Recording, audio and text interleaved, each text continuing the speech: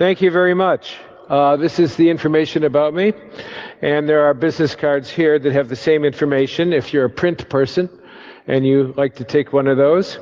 Whenever I give these kinds of conversations, I like to think that I'm available to you, not only here for Q&A, but afterward. And I've hit a slide, and why the slide is not showing up, I don't know. That one shows up. All right. What the slide should say, if you're really good, you can see it there. It's no wonder how complicated things get, what with one thing leading to another. And that's what's happened to this space. And that's why our life in this space, I'm not going to show you a lot of slides, but it resembles a Mobius strip. I'm writing a novel right now. The hero is an intelligence professional named Mobius, because he knows that down whatever path you go, you wind up on the same road coming back to yourself. And the conversation with yourself is the most important one. This is going to happen throughout. What is going to happen is every time I touch the iPad, you will get a slide that is irrelevant to what I'm saying. That's happened in a lot of presentations because of the way the iPad responds. It's very responsive. But the Mobius strip is going to remain on the screen for a while because this is what we're talking about. I was asked to do this in part because I've been part of this conference for many, many years.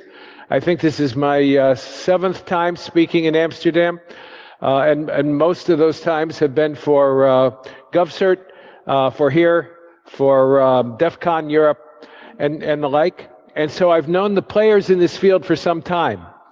And Jeff Moss, who founded DEF CON, told me, he says, 20 years ago, when we started this, when DEF CON got underway, if you worked for the man, you were a loser. And then 10 years ago, he said, after professionalization of this space, if you don't work for the man, you're a loser. And then when Jeff sold Black Hat for many millions of dollars and became appointed frequently to boards all over the world, I could say to him, and now you are the man. And that's what's happened in this space. And so if you hang around and observe what's really happening, you become an example of what James Baldwin said: the price one pays for pursuing any profession or calling is an intimate knowledge of its ugly or dark side. Another way of saying that is, as it's institutionalized and professionalized, you remember what Timothy Leary said, the apostle of LSD, once upon a time. I guess many of you are too young to remember Timothy Leary, but he was. And he said, you never get the truth from the company memo. What he meant is, what I've confirmed when I go into a company to do a talk for them or consultation, is if you ask the higher ranking people what is going on there, you never get the complete truth because they have been assimilated into the culture, into the society, the organization, into the structure.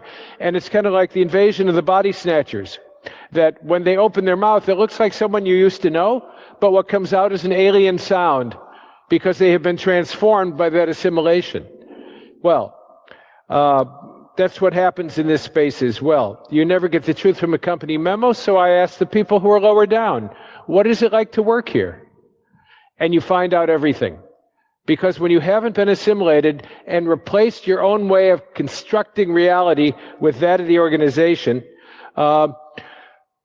you'll tell the truth. So, once upon a time, there was a famous cartoon, showed a dog on a high wire, Far Side cartoon. Any of you remember the Far Side? Anybody born before the 80s? Two. Okay, a lot of explanation of my references then. Far Side, Gary Larson, great cartoon. You can buy them in a bookstore. And they're very, very amusing. And he had a dog up on a high wire, and the dog was trying to balance and walk across from one platform to another. And below the dog in the circus were circles of faces, everyone looking up. And the caption was something like, high above the crowd, Rex tried to remain focused, but he was an old dog. And this was a new trick.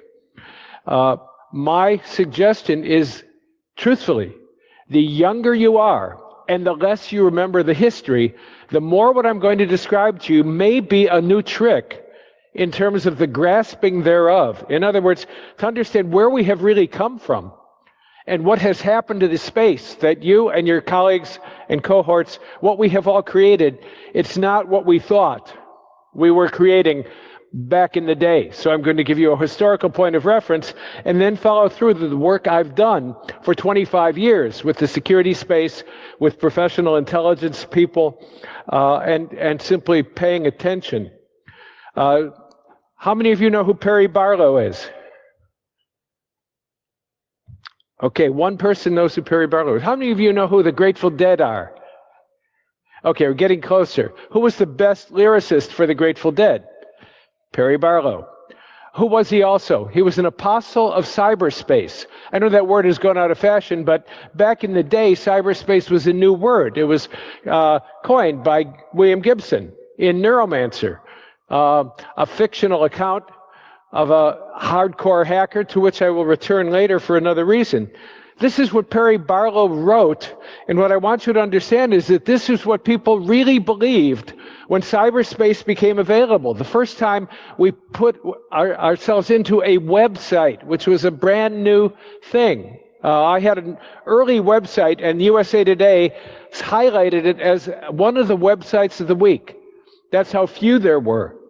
And the website was a brand new thing, and when you clicked on something, I remember the first teacher to put dissecting a frog in layers of information and visuals, you were in awe because it was a breakthrough into a whole new way of constructing reality, which has become habitual now. We used to talk about going on the internet. Today you are not going on the internet any more than you're going on the power grid when you turn on a light. You are, but you don't know it. You turn on the light, you plug in a toaster, you use an appliance, but you don't think of the power grid that makes it possible. In my day, you went on the internet in the same way that my mother would once say to me when I was young, shush, I'm on long distance. There is no such thing as long distance calling because distance has disappeared. And the internet has transformed the ability to get lost, which used to be a mainstay of mythical adventure, because no one can get lost anymore. And we live inside a panoptic space which is observable. Well, this is what Perry Barlow said. He said, governments of the industrial world, you weary giants of flesh and steel, I come from cyberspace, the new home of mind. On behalf of the future, I ask you who live in the past to leave us alone. You are not welcome among us. You have no sovereignty where we gather.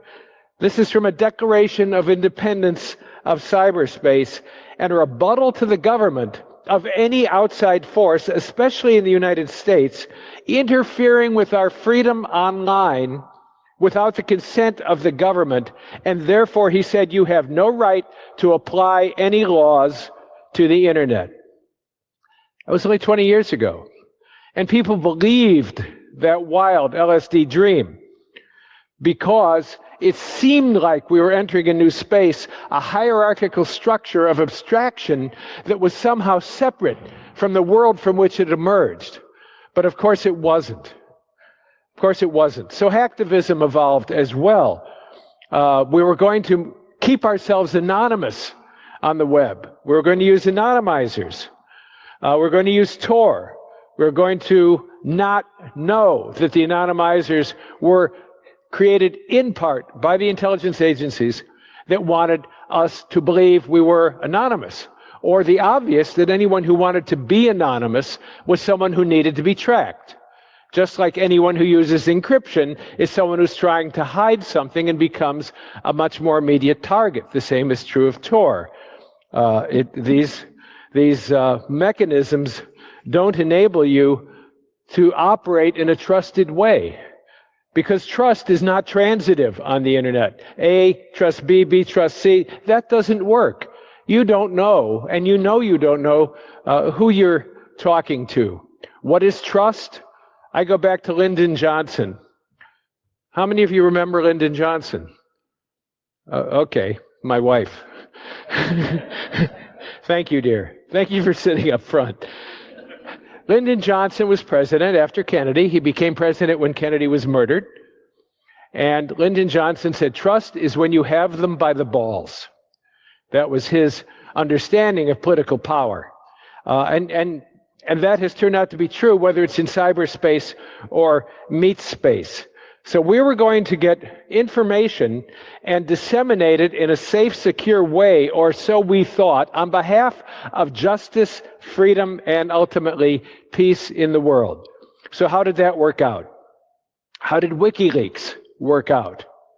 WikiLeaks, when it came into being, was going to be a harbinger of objective distribution of hidden information on behalf of openness and transparency. It was not going to be a partisan player in geopolitical politics that were inevitably going to get pushback from whichever side you adhered to from the other side. So Julian Assange was thought by many, and still is by some, to be a great hero on behalf of that process. But where is Julian now? He has just moved from one cell to another cell. And after that, he's going to go to another cell. Why do they do that? Because information does not want to be free. Information wants to be used in whatever way the people who have the information can use it on behalf of what it is they intend to do. And that means the technology you have created is dual use. And anything good that can be done with it can be reversed. And the reverse is always anything bad can be done with it. So should we be surprised? When Perry Barlow said this was a separate world and people believed that cyberspace was a whole domain of existential reality separate from anything we'd experienced before, they were overlooking something. They were overlooking that who had created the internet? It came out of ARPANET. ARPANET became DARPA. ARPA became DARPA, the Advanced Research Project, military, corporate, academic. You know that it was created by a small group of military, corporate, and academic people for the easy and free exchange of information among people who in meat space already trusted one another. And security was one of the lowest priorities, if at all a priority, because they wanted openness and freedom of access. And as a result, when it suddenly exploded and ported to a domain on which all business, all government transactions, so much was done without security, we have created a kind of abyss into which we stare every time we go on the internet, of which the presentations at this conference and other conferences all over the world are primary examples. In other words, it's full of holes, it is Swiss cheese, and it is never going to be fixed. I shaved this morning with a razor, and the razor had a blade. And the people who put their money into making good blades do not put their money into the kind of genetic engineering that would enable me to tweak my hair growth so that I never need a razor. They want me to buy razor after razor after razor after razor. In a secure world, all of the fixes we try to do to the internet, to all of the nets, to make them viable for trusted communication, are subject to the same reality. We don't want to fix it because it has grown into a multi-billion-dollar business. And that's why we all here in this space can have day jobs.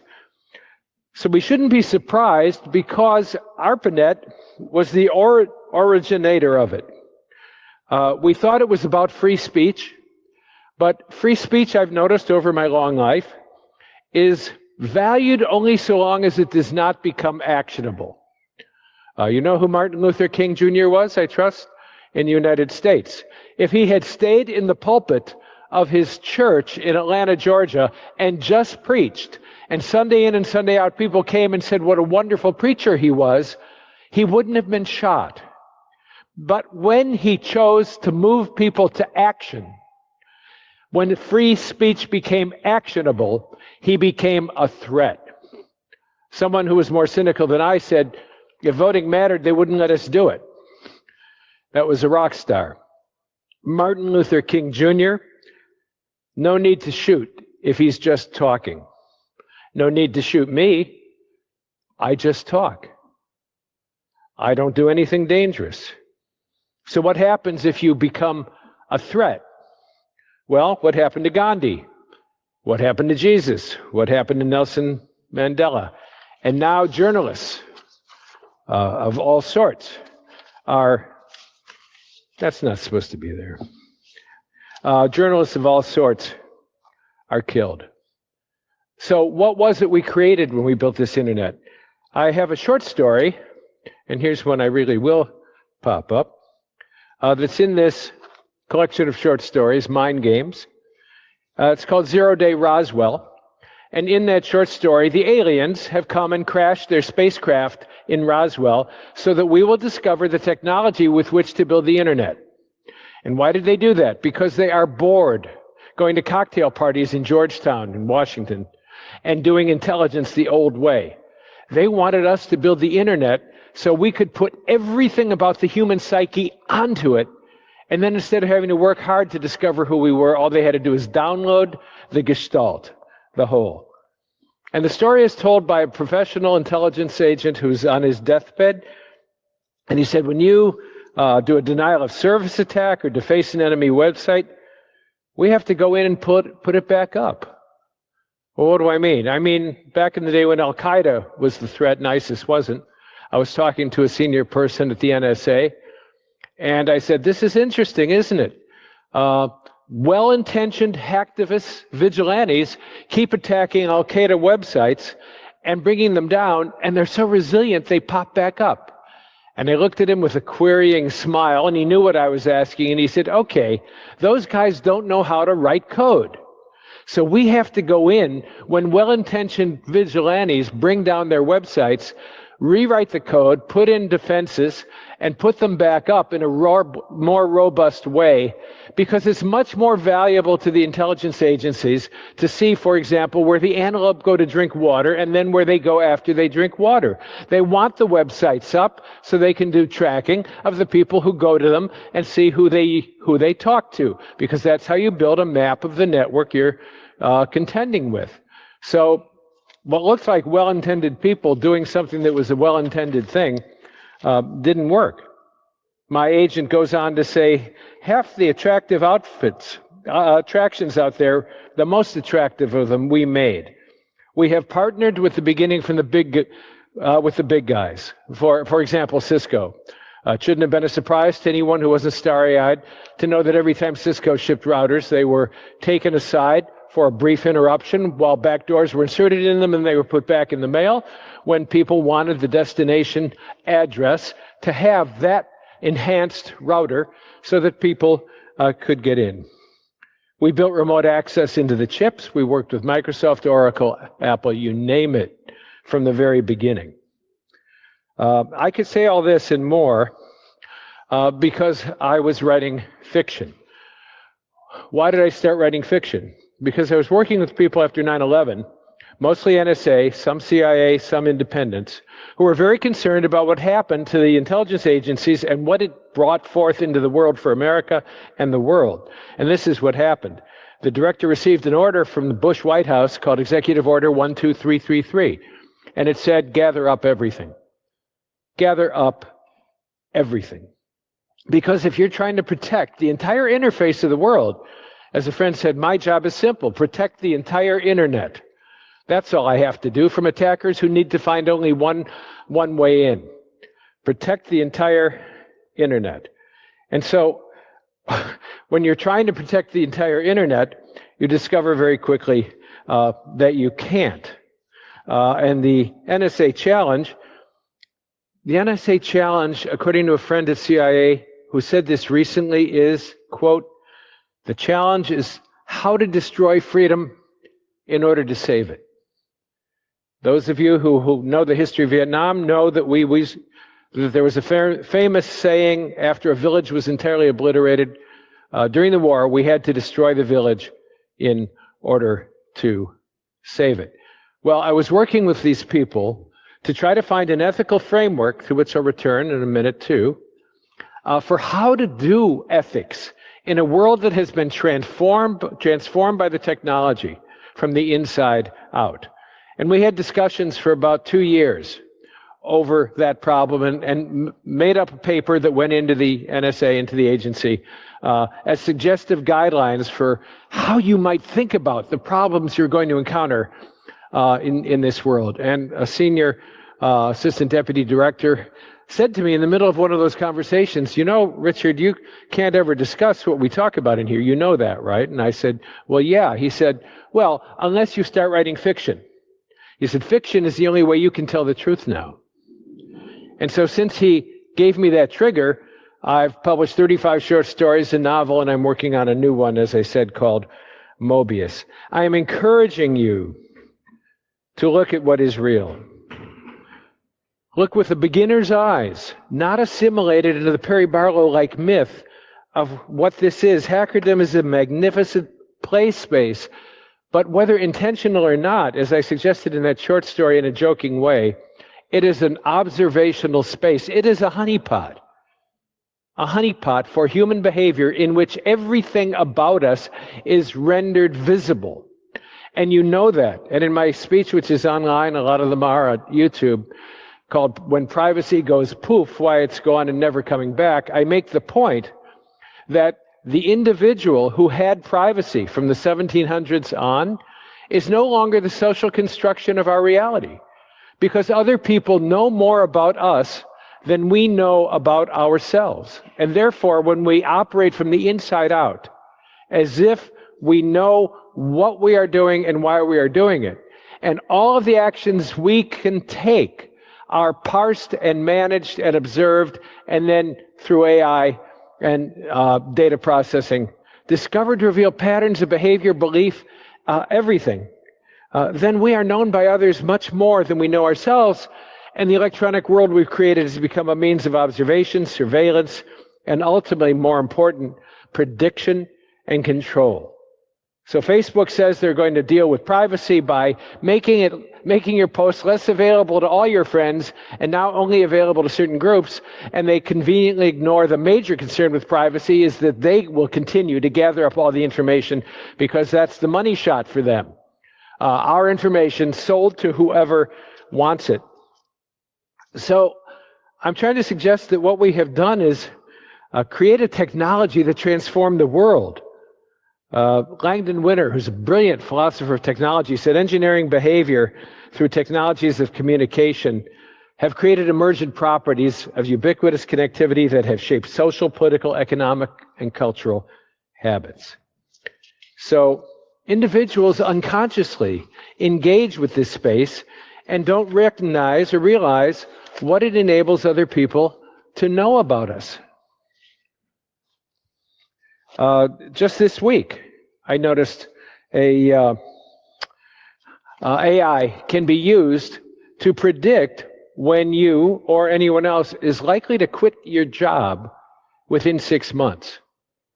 Now, you may have an inkling of it, but the people who are using AI to determine by the pattern of your behavior that that's what's so, can then intervene in order to call you in and ask if you're having any issues or you're having any problems. Is there something we need to discuss? And they can begin making strategies and plans that are based on their more superior knowledge of what it is you intend to do in the future. And that's just one example. Let me go back some years ago and tell you what we knew then. Dr. Pentland, the director of MIT's Human Dynamics Lab, said, we have a God's eye view of all human behavior.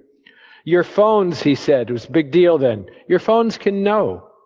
And when they analyzed 16 million records of call date, time, position, they could determine that people's movements followed mathematical patterns, and with enough information, they could forecast their future whereabouts with 94% accuracy.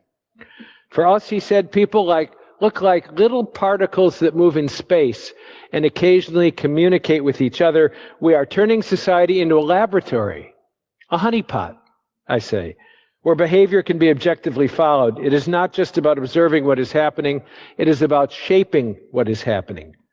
These patterns allow us better to learn how to manipulate trends, people, opinions, and mass psychology. So it's not that propaganda, manipulation, and control are new things on the face of the earth. It's that they have arrived at a level of abstraction, and the power is in the hands of fewer and fewer people who know how to do that. And as you know, when you give them information about yourself, that's what you're giving them. So we expected the intelligence community to be one of the hallmarks of this new world, and it is, but not in the way we expected. There was a conversation in the office of the director of the NSA in which the liaison with the Brits said, we need to take special care of the Brits. Some of you who work with intelligence here in the Netherlands know that you sometimes have felt that same way too, that you have a special relationship, and there are instances in which you have acted as if we did. And he said, we need to take care of our special friends. And the deputy director of SIGINT, or Signals Intelligence, interrupted him to say, I'm sorry, we have no friends. We have no allies. We only have targets.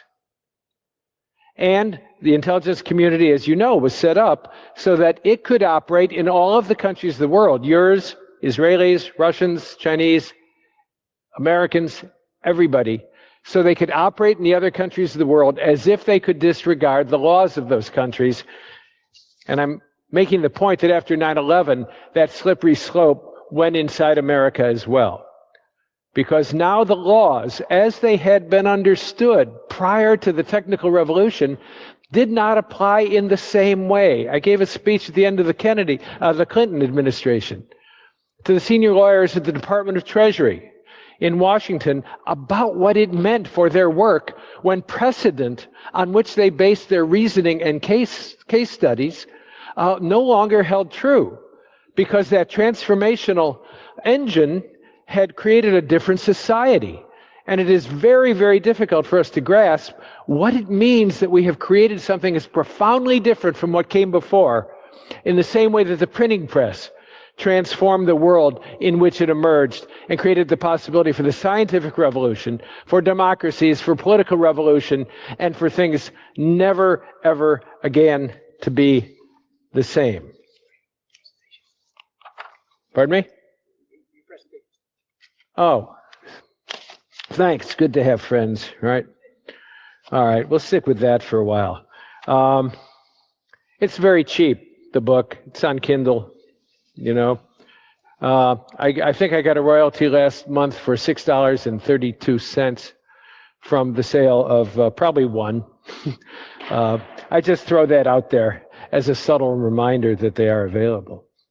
So, what is it you're protecting? Cybersecurity incidents and the risks that result therefrom affect a company's financial statements. Economics is the right hand of God.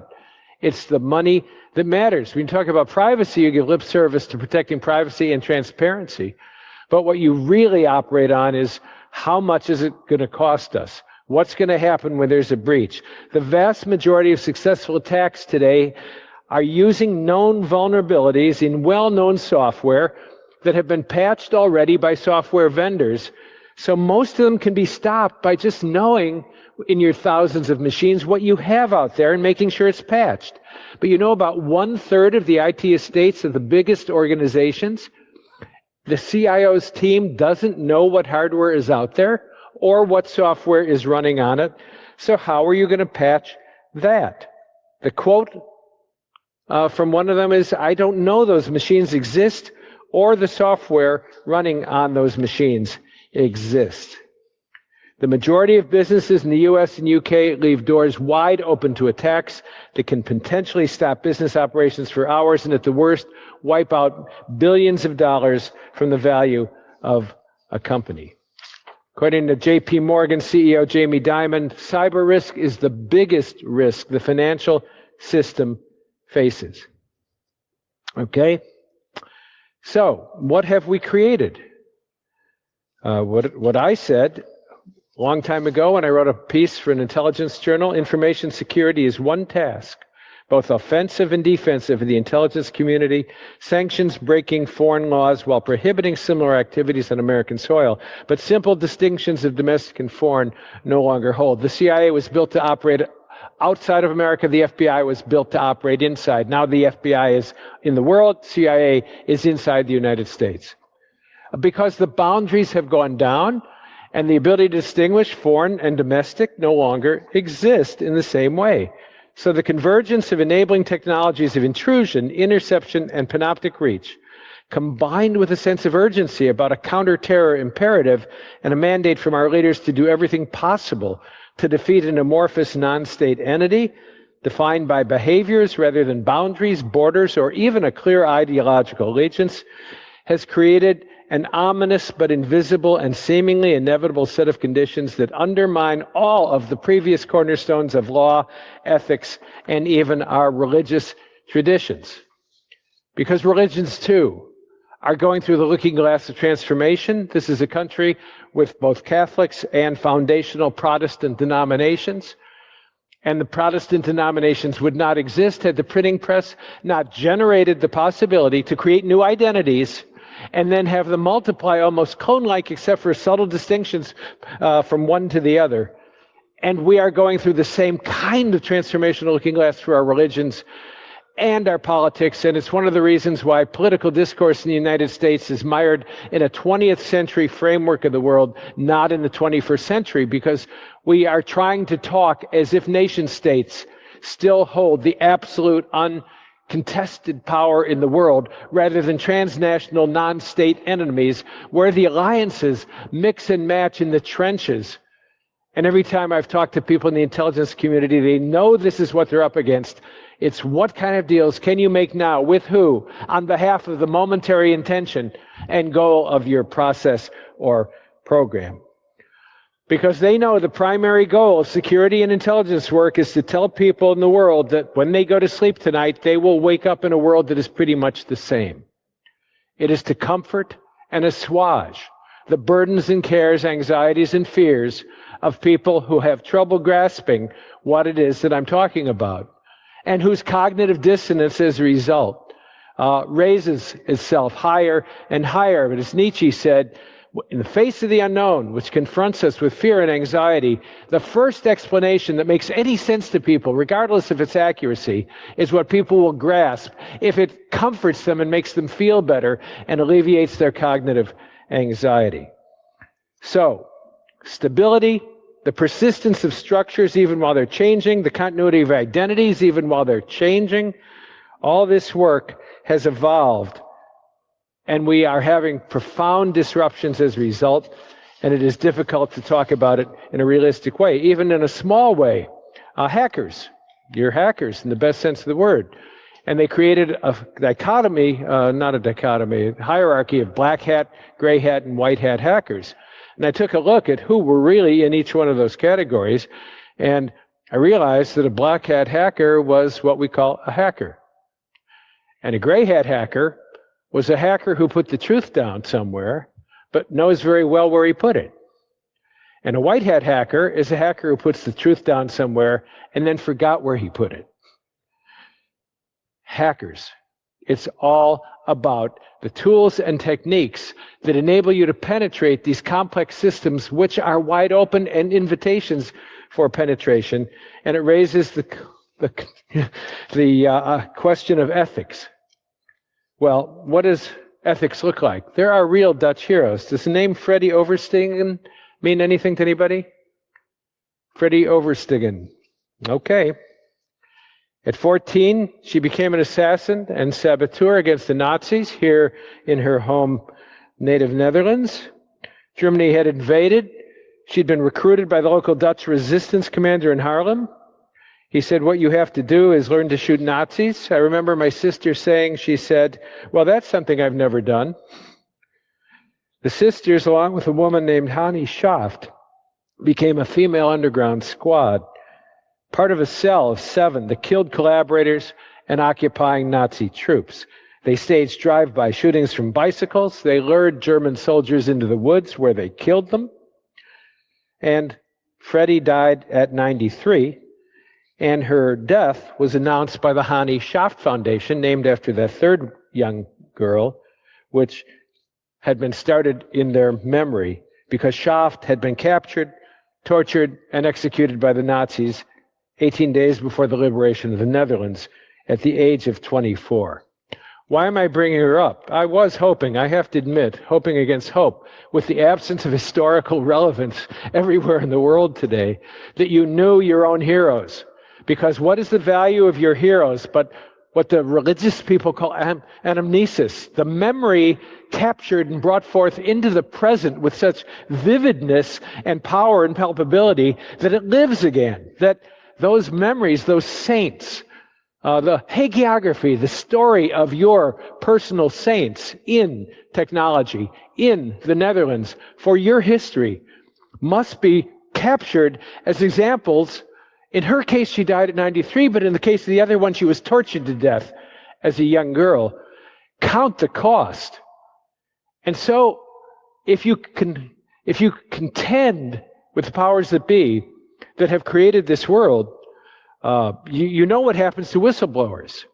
How many of you have seen, here's one, I bet I'll get more hands. Game of Thrones? Okay, a few more. Game of Thrones. So what do they do when they cut off somebody's head, like Ned Stark?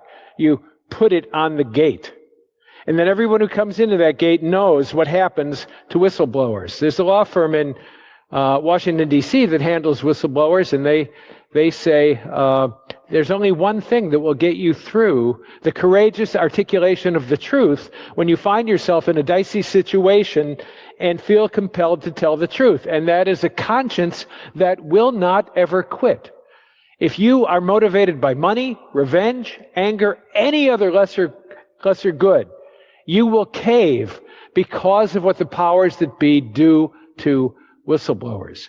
You count the cost, and you evaluate whether or not, if your values are those of a hacktivist or a vigilante or a real hacker, you evaluate what it is you can do and how you can build trusted networks of people committed to values that have, while they're changing, have nevertheless been the mainstay of the human soul, the mainstay of what it means to be locked into our humanity, instead of just being expedient in going along to get along.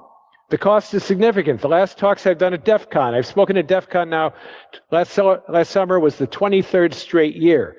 The first year, there were 375. Last year, there were 40,000.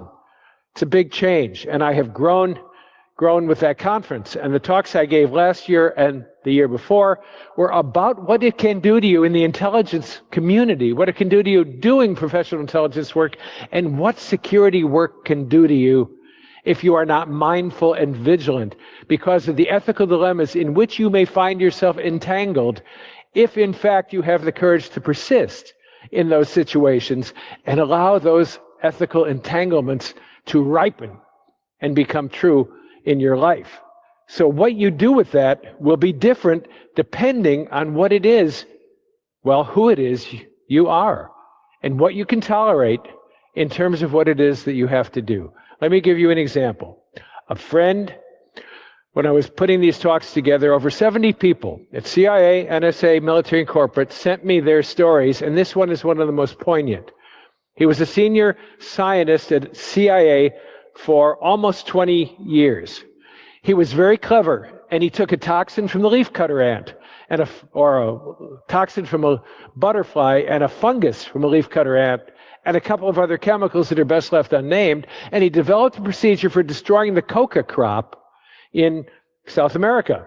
The coca crop, of course, is the origin of cocaine, and if he destroyed the crop, then cocaine was going to stop flowing into the United States.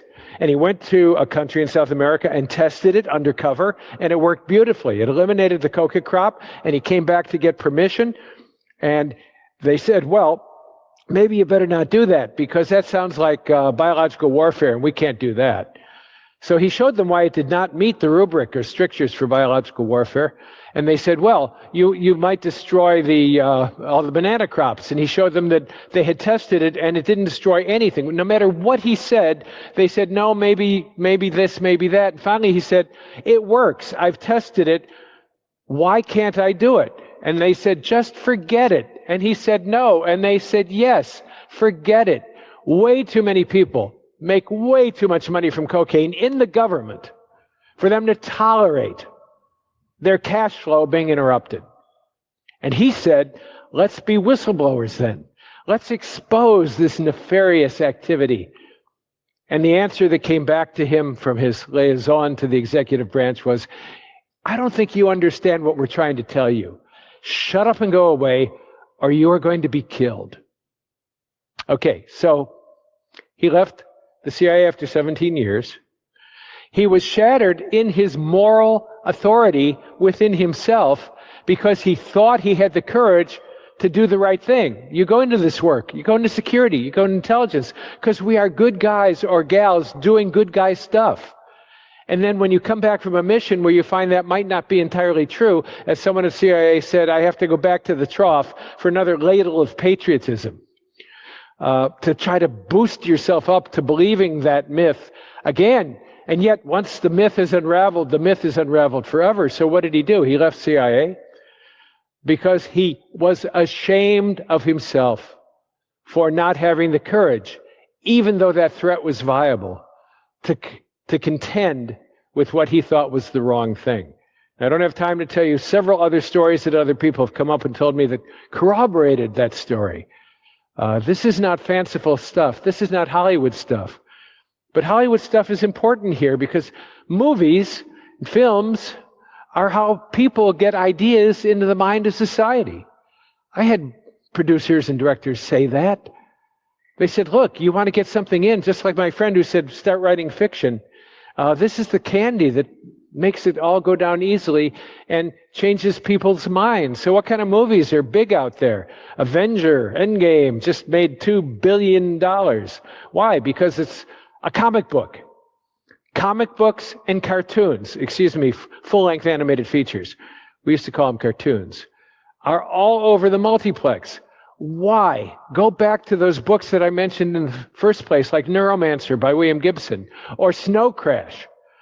They were all loner hacker heroes. And the purpose of narratives in which loner hacker heroes, or the Stieg Larsson novels out of Sweden, in which loner hacker heroes can in fact take on the man and win, is a fiction. But it is a fiction that sustains and supports our self-identity because we want to believe that as lone hacker heroes, we too can do that.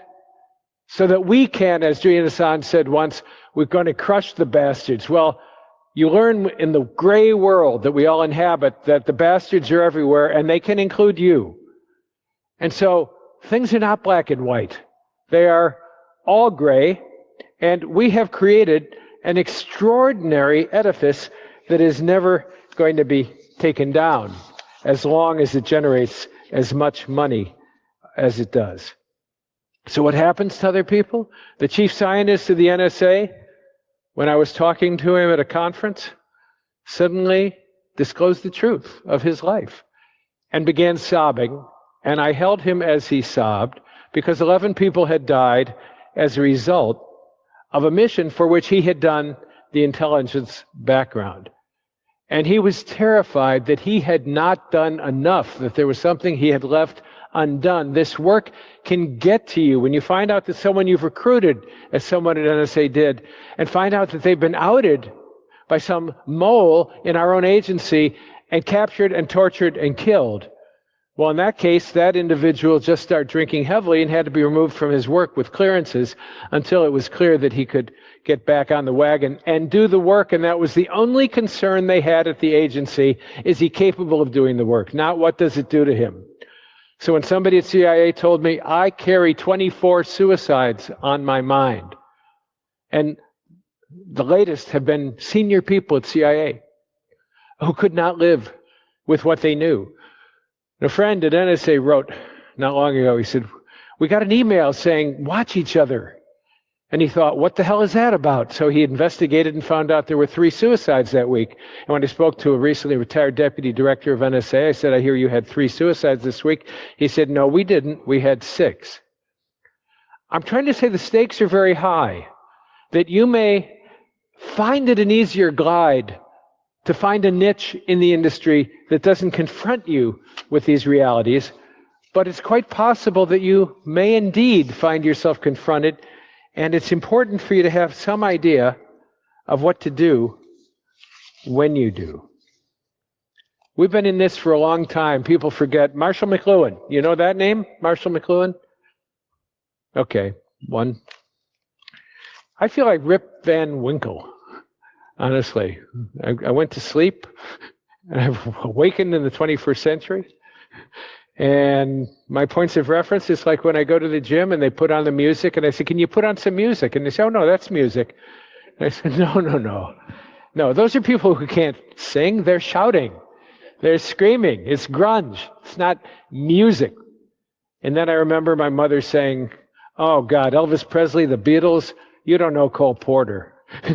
So it goes from generation to generation. McLuhan said in 1970, World War III is a guerrilla war, information war, with no division between military and civilian populations.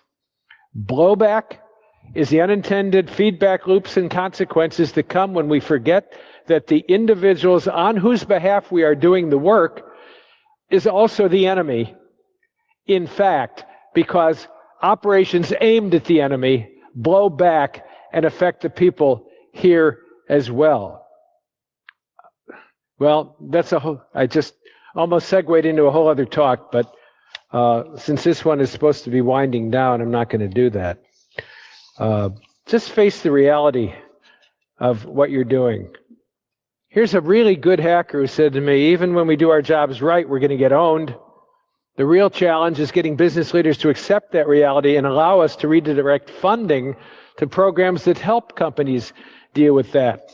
Another said the problem is, to tell the truth, you have to, one, not be a vendor, because vendors are selling solutions to problems they can identify, not to the problems they can't. And they can't always sell what it is they want to sell, which is the ability to protect your enterprise. Even though that may be claimed, they can do all kinds of things, but they can't give a total solution to protecting your enterprise. He said, not be a vendor and be willing to spill the beans on getting owned. He said, if we're going to tell the truth, you have to stand up and say, I work security. My job is to prevent intrusions. We get owned a lot, so I kind of fail at my job. And sometimes it's really bad. And here's how we deal with it. In other words, you start with seeing the world as it is with beginner's eyes, with the clarity shorn of the mythologies that once captured this domain and made it seem innocent and serene. It is not. And you are going to find yourselves at crossroads. And what is it that works? According to the people I've talked to in all of these domains to which I have referred, you need trusted friends. You can't do this alone. You need trusted friends. And for the ethical dilemmas, there has to be one or two or three people with whom you can think through what it is that challenges you, when it challenges you. If it doesn't challenge you, fine. Just do the job and sail on. But you have to have friends, and when you encounter these traumatic events, you have to know how to come back from them. Steve Miles was a medical ethicist at the University of Minnesota, where I live now. And he became alarmed at how many doctors seemed to be moving from torture to torture to torture when we began doing torture again. It wasn't enhanced interrogation. We were torturing people, and sometimes they died. A friend calls them oops deaths. You're working on somebody, and oops. And then you called in a doctor to falsify the death certificate and say he died of natural causes, rather than the nefarious things that were being done to him. So Steve noticed that there were a lot of doctors there, and he got the material from the Freedom of Information Act, thousands of documents, all uncorrelated, and he connected the dots, who was where, when, and discovered that we were doing what we had insisted at Nuremberg was no longer to be done in the face of human rights that needed to be acknowledged and honored. Doctors were moving from torture to torture and learning as they did, and this is medical experimentation on behalf of torture, and he wrote a book called Oath Betrayed. Well, I went to the AMA, the American Medical Association, and talked to the head ethicist there and said, what are you doing about this that Steve has illuminated so brilliantly? And he said, that's not our problem. Let Steve go organize people if he thinks it's a problem. Every avenue we tried, the powers that be were uninterested in following out the obvious implications of that. But what did it do to Steve? He, as me, experienced secondary trauma from engaging with people who were traumatized. And it changed him. He would wake up sweating from nightmares, he said. He had to learn, he said, to accentuate the beautiful in life, to find beauty, and to put himself in those places where he could live with the scars that he had as a mark of his humanity. I'm not suggesting an innocent path through all this thicket. I am suggesting that you need to ameliorate some of the possibilities that could happen to you in this industry if you're not wary, mindful, and vigilant.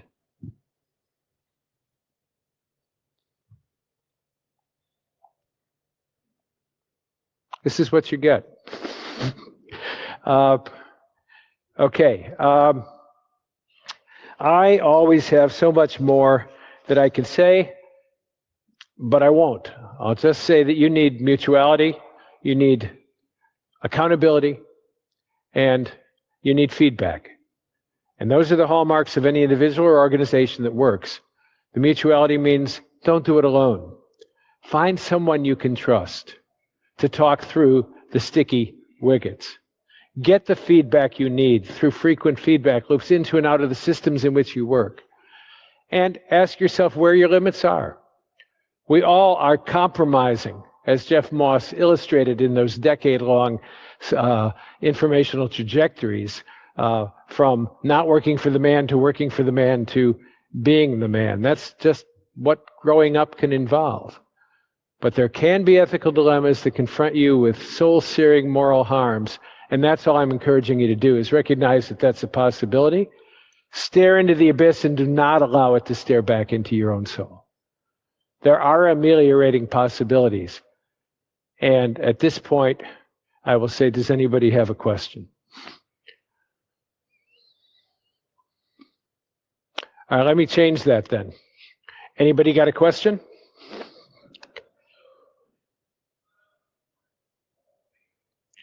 Question back there?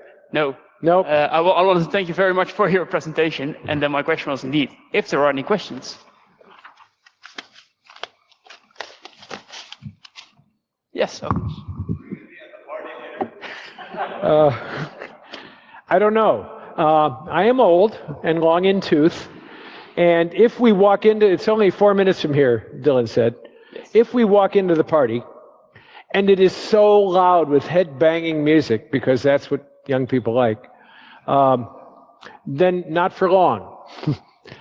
But if it's a melodic, a Moon River, Andy Williams, something like that, we may stop in. I don't know. But I am available, through Twitter and online and email and messaging and Messenger and on, and LinkedIn and Facebook.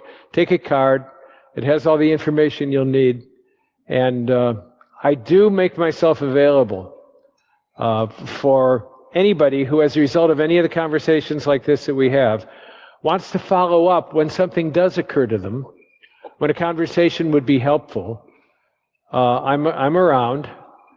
So it may not be at the party, but it's available through all these electronic means. And as a friend at NSA said when I was going to call him about some dicey thing, he said, use a wire line. It'll take him about 3 or 4 seconds longer. Right? So be aware that we live inside a panoptic space, and we are very careful in how we conduct these conversations. Okay? Thank you. Question?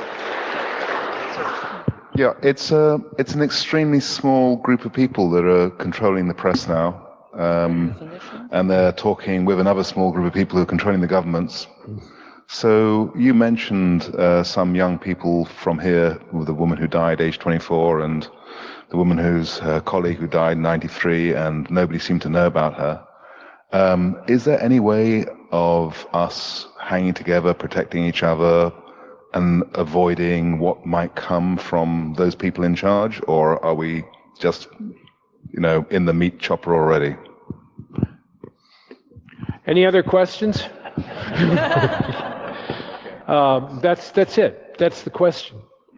And it doesn't have an easy answer.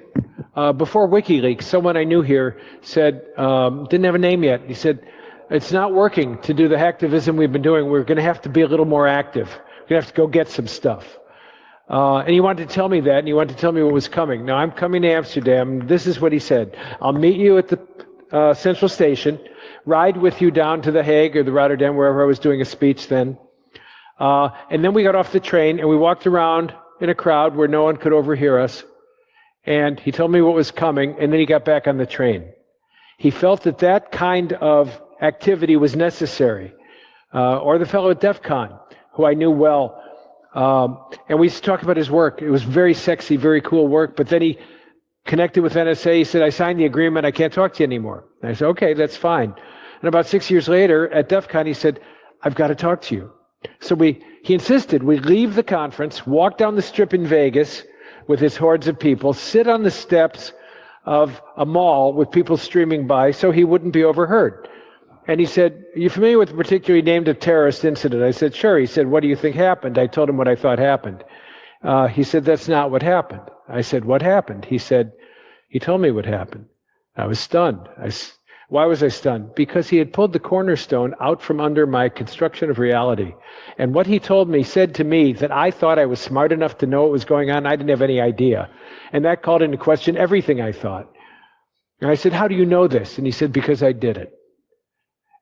And if you tell anybody that I told you, or put it in one of your short stories, because fiction is blah, blah, blah, I could be killed. But I had to get it off my chest. So now I'm carrying it, right? He understood that that method of communication was the only one we could trust. And he trusted me. It may be obvious, or you know from my history, that I was an Episcopal clergyman, a priest, for 16 years. And that has been the basis of a lot of the relationships I've had with these people. And they trust me to hold in confidence what I am told. And there are consequences for me of that in my work, but nothing dire. And I stick with fiction, but I also hold these confidences and help people once in a while be able to do the right thing without suffering for it. Small, very, very, very small, with very little impact. Because look at China. Look at the massive control system and the authoritarian governments that here in Europe are gaining more and more and more power. And look at the idiocy we have going on in the United States. No one in their right mind dreamed that a third or a fourth of the American people, or half, could entertain we couldn't grasp the willingness to enter a cult.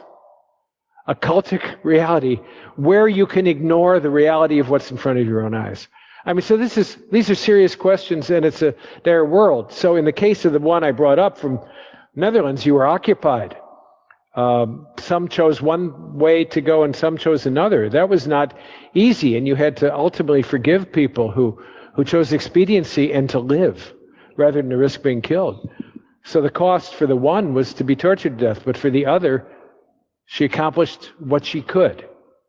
And I am old enough to know that what we think we can accomplish when we're young is not anywhere near what we wind up looking back and saying, what was all that about? And yet, if you don't do what you can do, it was a rabbi who said, you know, if you're not for yourself, who will be? But if you're only for yourself, what are you? And if not now, when? So it is identifying in the flesh those on whom you can reasonably expect to trust the account when you, I mean, the person I mentioned said, you got to have a friend. This is the deputy director of the NSA who was in a program that he questioned. The people I've talked to at CIA, they find themselves heading programs that one called up, he said, this is the apocalypse. He was an evangelical Christian. He said, this is the end times if I do this. And he said, what should I do? And as a clergyman, you learn you can't tell somebody else what to do. We could talk it through, and we did for a full hour. And he said, I'm not sure what to do. I said, you know what to do. And he said, sometimes knowing what to do is much harder than doing it when you once you know what it is. The doing is easier than struggling through those very thorny thickets to determine where are your limits? What am I capable of doing? Can I live with myself if I don't? So we find ways to trust other people. For me, it helps that I go all around the world and have developed a trusted network with whom I can have quiet conversations. And they're people I've, honest to God, love. I love them. And ultimately, love is what redeems us, because the alternatives are all lesser than that. So you try to find out, what is your highest value? What does love look like for you? And how do I live out of that? And how do I build a structure, a system that has mutuality with the right people, sufficient feedback so I don't go off? And that's what my friend at NSA said. He said, without their feedback, I would not have been able to work my way through to how to protect the American people from intrusion and surveillance. At the same time, we had to implement some of these very, very difficult programs. So he didn't quit the agency. He's a hero. But he did what he could to determine how to protect the American people the best way possible. And the successes are always partial. They're never complete. And I wish I had a better answer. I don't. But you know what it means to love somebody. You've loved and you've been loved.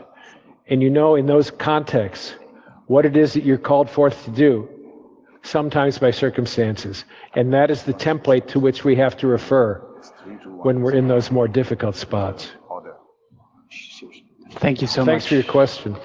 Please give a warm round of applause. Yeah. Thank you.